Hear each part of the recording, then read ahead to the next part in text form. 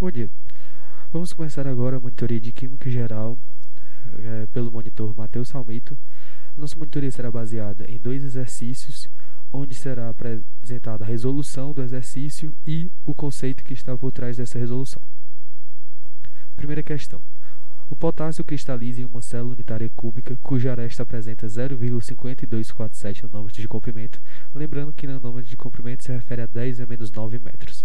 A densidade do potássio é 0,856 gramas por centímetro cúbico. Determine se esse elemento cristaliza como uma célula unitária cúbica simples, cúbica de corpo centrado ou cúbica de fase centrada.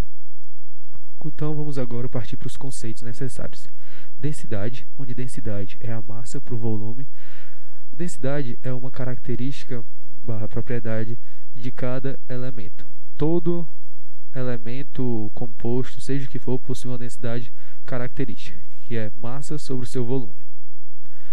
O que é uma célula unitária? Célula unitária é como se agrupam os elementos.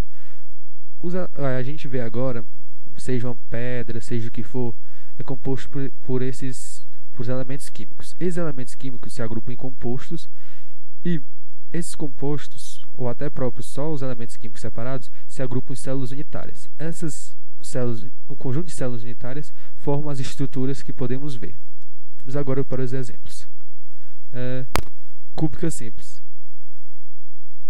Podemos agora ver uma célula unitária do tipo cúbica simples, onde existem 8 átomos nessa célula cúbica simples, onde cada um está em um vértice dela.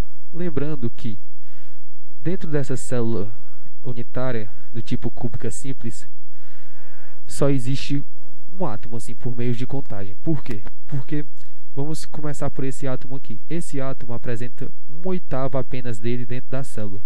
Esse átomo também só apresenta um elemento, 1/8 dele dentro da célula, e assim por conseguinte. Portanto, dentro de uma cúbica simples, se contarmos 1/8 desses 8 átomos, eu vou ter um átomo dentro dele.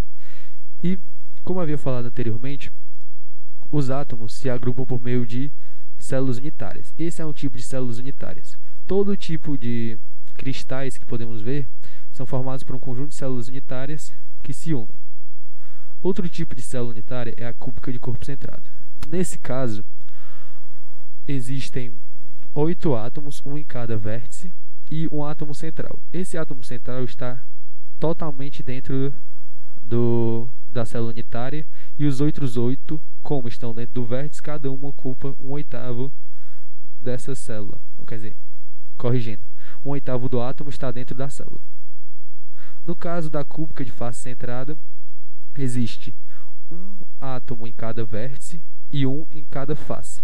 No caso dos átomos do vértice, 1/8 de cada átomo está dentro da célula unitária, e no caso dos átomos da face, 1/2 deles estão dentro da célula unitária. Existem outros tipos de célula unitária, mas como o exercício apenas requer o conhecimento dessas três, vamos só exemplificar elas. Agora partiremos para a solução.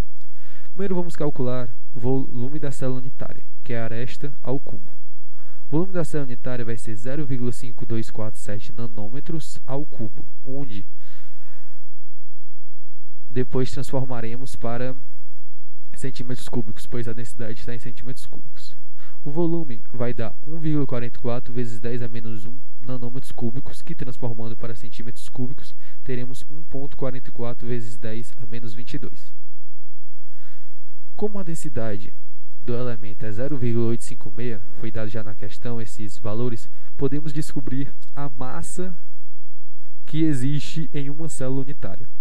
A massa na célula unitária vai ser calculado 0,856 é igual a massa na célula unitária dividido pelo seu volume. Então teremos a resposta de 1,69 vezes 10 a menos 22 gramas. Agora vamos calcular o número de átomos que existe nessa célula unitária da questão. Numa cúbica simples, apresenta apenas um átomo, quando falaram anteriormente, porque eu tenho 8 átomos no vértice. 8 vezes 1/8, que é a quantidade de átomo que está dentro da célula unitária, vai dar um átomo. No cúbica de corpo centrado, nós temos um átomo no centro. Esse um átomo está toda a sua massa, todo o seu volume dentro da célula unitária, então é 1 vezes 1, mais os 8 átomos dos vértices, onde 1/8 de cada átomo está dentro da célula unitária. Passando agora para a cúbica de face centrada. Na cúbica de face centrada, temos 6 átomos nas faces, onde metade de cada átomo está dentro da célula unitária, mais 8 vezes 1/8, 8 átomos no vértice, e multiplicado por 1/8, que é a quantidade de volume do átomo que está dentro da célula. Fazendo essas contas, temos então 4 átomos. Então, na cúbica simples tem um átomo por célula unitária, na cúbica de corpo centrado 2 átomos por célula unitária, e na cúbica de face centrada temos 4 átomos por célula unitária. A massa, vamos agora calcular a massa de um átomo de potássio, que é igual à massa molecular dividido por 6,02 vezes 10 a 23. 6,02 vezes 10 a 23, que é a constante de Avogadro. A massa de um átomo de potássio vai ser então 6,49 vezes 10 a menos 20. Recapitulando. Então a massa de um átomo de potássio fica 6,49 vezes 10 a menos 23. Lembrando que a massa molar do potássio dada nesse cálculo foi 39. O número de átomos na célula vai ser então 1,44 vezes 10 a menos 22, que é a massa da célula unitária, dividido por 6,49 vezes 10 a menos 23, que é a massa de um átomo. O número de átomos em uma célula unitária então fica 2. Logo, trata-se de uma célula unitária cúbica de corpo centrado. Passando agora para a questão 2. Um composto é constituído dos elementos manganês, carbono e oxigênio. Sua composição percentual é 28,17% de manganês, 30,8% de carbono e o restante de oxigênio. Quando se dissolve 0,125 desse composto em 5,28 gramas de ciclohexano, cujo ponto de fusão é 6,5, a solução apresenta a temperatura de congelamento de 5,28. Qual é a fórmula deste composto?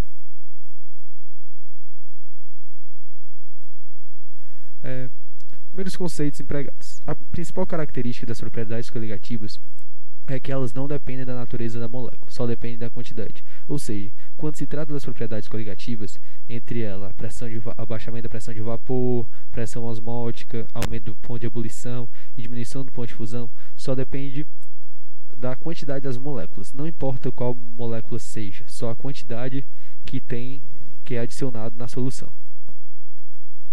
O abaixamento do ponto de fusão ocorre quando adicionamos um soluto não volátil a um solvente.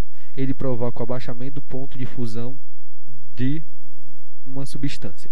Isso é muito usado nos Estados Unidos para não ocorrer congelamento do gelo nas calçadas das diversas empresas. A equação do abaixamento do ponto de fusão é: variação do ponto da temperatura de fusão é igual a molaridade vezes a constante crioscópica, que depende do elemento. Agora partimos para a solução. Cálculo da fórmula empírica, primeira, do elemento. A primeira coisa que podemos fazer é colocar lado a lado o manganês, o carbono e o oxigênio e suas respectivas porcentagens. Depois, dividiremos suas porcentagens pela massa molecular de cada elemento. 28,7, que é a porcentagem do manganês, dividido por 54,9. 30,8, que é a porcentagem do carbono, dividido por 12, que é a sua massa molecular. E o oxigênio, que é 41,03%, dividido por 16, que é a sua massa molecular. O resultado dessas divisões deu, no caso do manganês, 0,51, no caso do carbono, 2,56 e no caso do oxigênio, 2,58. Esses valores provenientes das divisões iremos dividir pelos menores valores das divisões, ou seja, a divisão do manganês é 0,51, a do carbono 2,56 e a do oxigênio 2,58. O menor valor dentro desses é 0,51, então vamos dividir todos por 0,51, como demonstrado no exercício.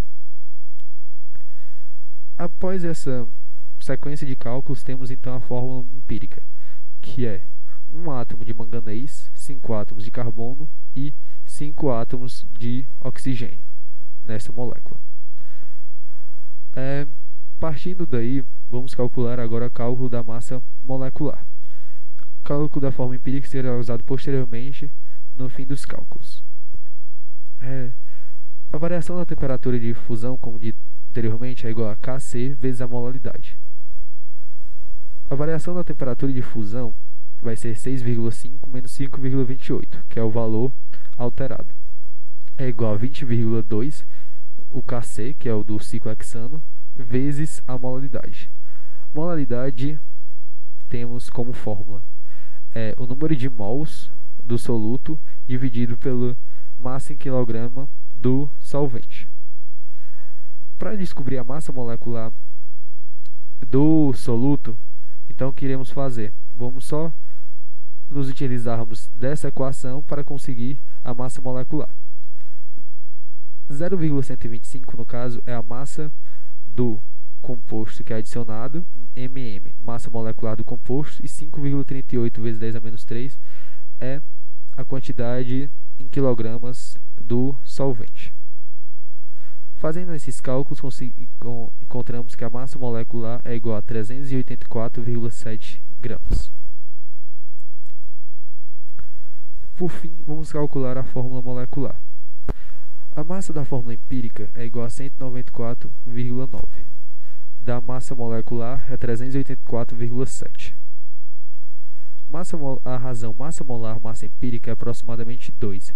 Então, o que essa informação nos diz? Nos diz que para conseguirmos a fórmula molecular desse composto, temos que multiplicar ele por 2, todos os elementos. Por exemplo, o Mn na fórmula empírica tem um átomo, temos que multiplicar por 2, então fica Mn2. O carbono na fórmula empírica temos 5, multiplicando por 2 fica 10. O oxigênio temos 5, multiplicando por 2 também fica 10. Então temos que a fórmula molecular é Mn2C10O10. Obrigado por assistir essa videoaula.